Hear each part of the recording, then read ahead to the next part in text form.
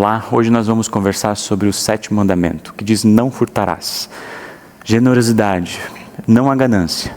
A generosidade é aquilo que atribui uma característica muito importante dos discípulos de Jesus. Assim como nós olhamos no 6º mandamento que fala sobre a família, sobre o casamento como um presente de Deus, também o 7º mandamento, como os outros mandamentos, eles são vistos e percebidos como um presente que Deus coloca nas nossas vidas. Ou seja, não apenas não furtar, eu nunca tirei nada de ninguém, esse mandamento não fala só sobre isso. Mas talvez o ponto central desse mandamento ele está nesse cuidado com os bens terrenos. E, na verdade, observar os bens de acordo com a perspectiva do 1º mandamento. Se lembra que a gente refletiu logo no início que o 1º mandamento ele é a base para os outros, de uma forma especial para esse mandamento que isso se torna muito real e muito concreto. Eu entendo os bens como um presente de Deus se eu olho a partir da luz do 1º mandamento. E para exemplificar isso, vamos trazer a história do Evangelho de Mateus, capítulo 10, do jovem rico. De um jovem que foi até Jesus com uma angústia no seu coração, com uma pergunta sincera, assim como eu acho que a gente, de tempos em tempos, faz essa pergunta. O que eu preciso fazer para ser salvo? O que eu preciso fazer para merecer a vida eterna? Entre outras coisas, outras perguntas similares.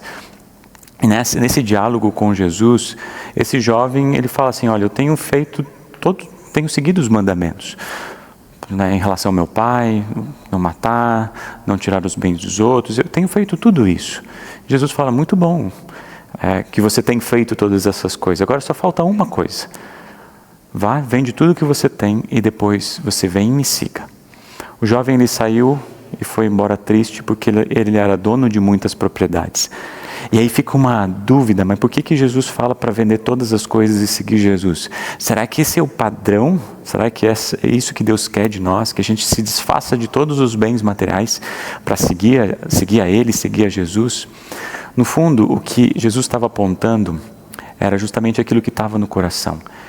Ou seja, esse jovem ele não via os bens que ele tinha, que eram muitos, como um presente, como uma dádiva, como uma oportunidade de servir ao Senhor. Em gratidão, em confiança, mas o coração dele estava nessas coisas. Esse era o seu Deus. Ou seja, para seguir a Jesus, a gente precisa primeiro tirar as coisas que estão em nosso coração. Ou seja, esse mandamento ele nos convida justamente a ver os bens, a ver o dinheiro, a ver tudo aquilo que está ao nosso redor como um presente. E ao mesmo tempo, sendo um presente, a gente não tirar do próximo aquilo que é do próximo e não é nosso.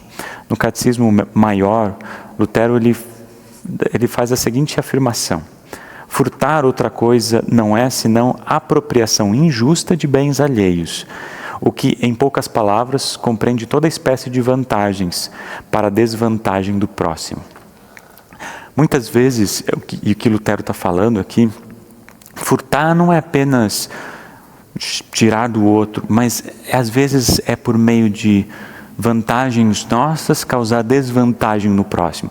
E daí os textos bíblicos estão cheios de situações em que roubar ou furtar não é simplesmente tirar algo concreto de alguém, mas pode ser roubar quando estamos enganando. E daí, lá em Levítico fala com valores irreais, medidas falsas, e quanto isso está presente em nosso tempo também, né? Quando a gente cobra preços muito altos, quando o patrão que não paga direito o empregado, ou mesmo quando alguém é preguiçoso no trabalho. E assim a gente poderia trazer inúmeros exemplos de situações onde a gente pode roubar do outro, ou seja, causar vantagens para nós, para causar desvantagem no próximo. E não é isso que Deus deseja que a gente faça no 7º mandamento. Somos levados a refletir que Deus quer que não apenas tiremos indevidamente o que não é nosso, mas também, como seus filhos, busquemos preservar aquilo que é do próximo. Então, quando a gente está finalizando esse mandamento, quero que você pense em algumas perguntas. Como podemos fazer a vontade de Deus ao olhar para esse mandamento? Não apenas indo ao 7º mandamento, falando não furtar, mas fazer com que o meu próximo ele também seja cuidado nos seus bens. Pense em todas as maneiras que você vê pessoas descumprindo esse mandamento. Pode ser na escola, pode ser na universidade, no trabalho ou no lugar que você vive. Como você pode ajudar alguém a proteger aquilo que é do próximo? São apenas algumas perguntas que esse mandamento nos leva a pensar. Até o próximo vídeo.